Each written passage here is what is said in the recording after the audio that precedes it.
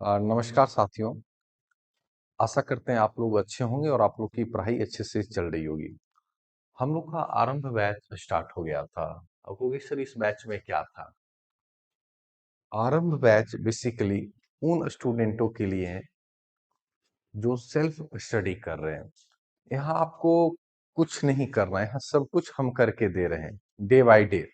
बस उसको आपको ब्लाइंडली फॉलो करना है।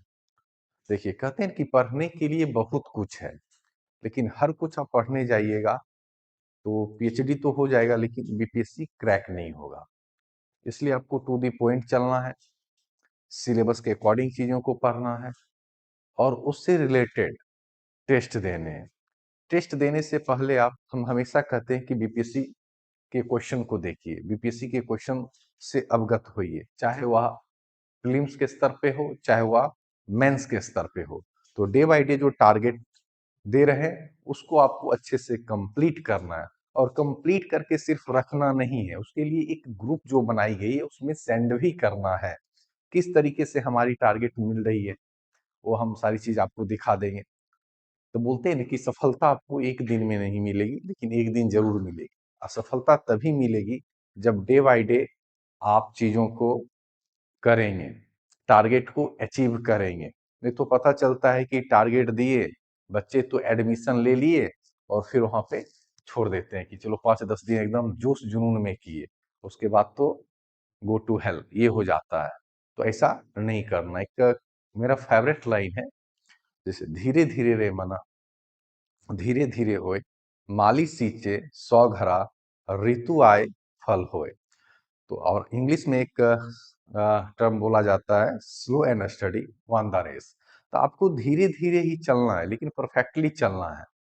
ऐसा नहीं कि 10 दिन एकदम 10-10 घंटा 15-15 घंटा पढ़ रहे हैं, एकदम जो टारगेट दे रहा है तो सर बताइए और क्या टारगेट अचीव करना है, ये तो कम ही पर जा रहा है। ऐसे नहीं करना है, तो धीरे धीरे ही करना है लेकिन कंटिन्यूसली चीजों को कवर करना है, तभी जाके आप बीपीएससी में सफल हो पाओगे। जो टारगेट मंडे टू फ्राइडे हमारे जाएंगे उससे रिलेटेड आपको सैटरडे संडे टेस्ट भी होता है। तो टारगेट के साथ टेस्ट भी दिए जाते हैं, इसलिए टेस्ट रखा जाता है कि जो आपने टारगेट अचीव किया उसको आप रिवीजन करिए, फिर उससे रिलेटेड जो टेस्ट ली जाएगी उसमें आप अच्छा परफॉर्मेंस करिए।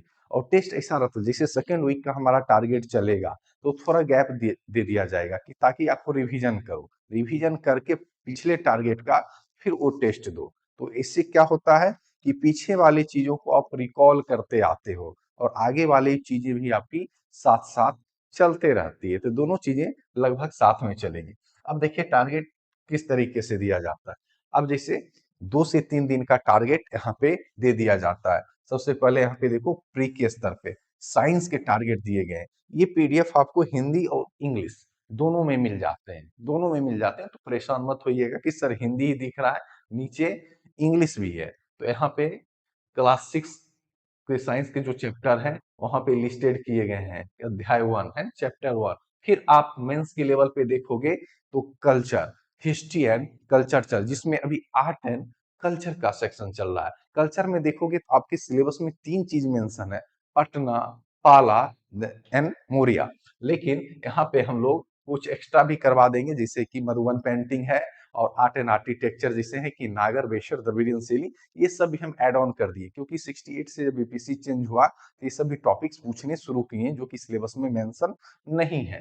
तो यहाँ पे मौर्य कला और मौर्य कला में किस किस पॉइंट्स को आपको फॉलो करना है यहाँ पे लिस्ट किए गए हैं, ठीक है ना। यहाँ पे देखिए पॉइंट वाइज किए गए, तो उन टॉपिक को, उन सब टॉपिक को आप अच्छे तरीके से फॉलो करके उस पे आप नोट्स बनाइए और नोट्स बना के घर में सिर्फ पूजा नहीं करना है, थोड़ा सा मेहनत करके नोट्स बना के स्कैन करके ग्रुप पे भेजिए, क्योंकि जो आप पीडीएफ भेजेंगे ना उनमें से जो बेस्ट कॉपी रहेगी वो बेस्ट कॉपी ग्रुप पे डाली जाएगी, मेरे द्वारा नोट्स दिया जाएगा। सिर्फ मेरे नोट्स देने से आप सेलेक्ट नहीं हो सकते हो, ठीक है, आपको भी बनाने पड़ेंगे। कहते हैं कि लिखने से चीजें ज्यादा याद होती है। तो डे बाय डे जब आप नोट्स बनाओगे, लिखने की प्रैक्टिस करोगे, तो यकीन मानो कहीं न कहीं आपका मेंस की आंसर राइटिंग भी तैयार हो रही होती है। जब सोचो आप देख के नोट्स बना नहीं सकते हो, देख के आप लिख नहीं सकते हो, तो क्या एग्जाम में इसी तरीके से पास कर जाओगे? हाँ, तो बिना देखे 3 घंटे आपको लिखना है। तो जिनका अच्छा रहेगा नोट्स, उतने ही अच्छे, उतने ही बेहतर लिख पाएंगे मेंस आंसर राइटिंग, ठीक है ना। क्योंकि जब आप मेंस लिखते हो तो मेंस लिखने से पहले आपके नोट्स भी देखे जाए, कितने अच्छे तरीके से आप प्रिपेयर किए हो, कितने अच्छे से सब टॉपिक्स को कवर किए हो। तो नोट्स बनाना जरूरी है और खुद का नोट्स होना जरूरी है। नहीं तो बोलो ना कि एक ही बार में हम सब कुछ दे देते हैं, ले लो एक ही बार में, उससे क्या होगा? फिर पूजा पाठ करते रहना, अगरबत्ती दिखाते रहना, उससे पास नहीं करोगे। और नोट्स को भेजना है, ग्रुप पे डेली भेजना है। यदि आप नहीं भेजते तो ग्रुप से बाहर भी कर देंगे। मेरा ये मकसद नहीं है कि ग्रुप पे इनरोल करा लिए अब बच्चे को बस किसी तरीके से चल रहे हैं।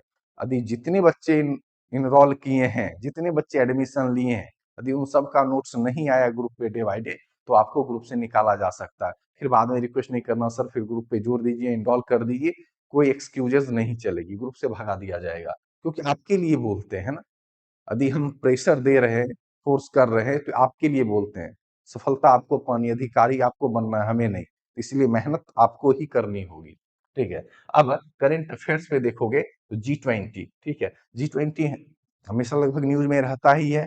भारत के कॉन्टेक्स्ट में इसको पढ़ना है, ठीक है। G20 का एक ओवरव्यू देख लेना है, फिर सदस्य देख लेना है, फिर इसके ऑब्जेक्टिव्स देख लेने हैं, है ना। ये उद्देश्य दिख लेना, ऑब्जेक्टिव, ठीक है ना। और भारत की G20 में अध्यक्षता 2023 में क्या था, 2023 में भारत अध्यक्षता क्या था, तो इसकी क्या थीम थी, ठीक, ग्लोबल साउथ पर विशेष बल समावेशी विकास की अवधारणा। ये सब सारी चीजें आपको अच्छे तरीके से पढ़ना है, ठीक है। तो यहाँ पे साइंस के टारगेट दिए गए, इसको आपको अचीव करना है, कल्चर के टॉपिक्स को अचीव करना है, और करंट अफेयर्स, ये तीन चीजें आपको अच्छे तरीके से करने हैं, करके ग्रुप पे भेजना है। हम बार बार ये चीजें बोल रहे हैं। और उसके बाद जब आप ग्रुप पे भेजोगे, उसके बाद हम नोट्स देंगे, ठीक है। फिर आप वो नोट्स से अपने नोट्स में ऐड ऑन कर लो, ठीक है, कि क्या पॉइंट्स हमें ऐड करने की जरूरत है। नोट्स को हूबहू नहीं छापना, उससे आप नहीं सीख पाओगे, ठीक है। फिर इसी तरीके से अध्याय 2 में देखोगे तो अध्याय 2 में भोजन के घटक, फिर अध्याय 3 पढ़ना है। इसी तरीके से डे बाय डे जब आप टारगेट अचीव करते जाओगे, 30 दिन के बाद देखोगे ऑलमोस्ट टारगेट आपके लगभग साइंस के अचीव हो गए हैं। कल्चर और हिस्ट्री के जो सेक्शन चलेंगे वो समाप्त हो गए, और लगभग करंट के स्तर पे आप लगभग 20 से 25 टॉपिक पढ़ लोगे। तो सोच लो कि आपको लगता होगा कि एक दो दिन में चलो कुछ नहीं होगा, लेकिन जब एंड ऑफ द मंथ देखोगे ना, तो बहुत सारी चीजें आप कवर कर लिए होगे। इसलिए बोलते हैं कि पर डे आपको टारगेट अचीव करना है, ठीक है। फिर यहाँ पे इंग्लिश में चीजें दी गई है, ठीक है, इंग्लिश में भी ये पीडीएफ दिया गया है, क्लासिक, तो ये सेम चीजें हैं, देख लो आप, सारे सेम चीजें हैं। तो जो हिंदी में जाएगा वो सेम चीजें इंग्लिश में जाएगा। उसको आपको अच्छे से एक बार और बता दे रहे हैं कि करके ग्रुप पे सेंड करना है। यदि नहीं बना के भेजिएगा तो 2 से 3 बार वार्निंग दी जाएगी, और उसके बाद आपको ग्रुप से भगा दिया जाएगा, ठीक है। तो थैंक यू, आशा करते हैं कि मेरी बात आप समझे होंगे और आप अच्छे से अपने होमवर्क को कंप्लीट करके डे बाय डे ग्रुप पे सेंड करेंगे। Thank you everyone.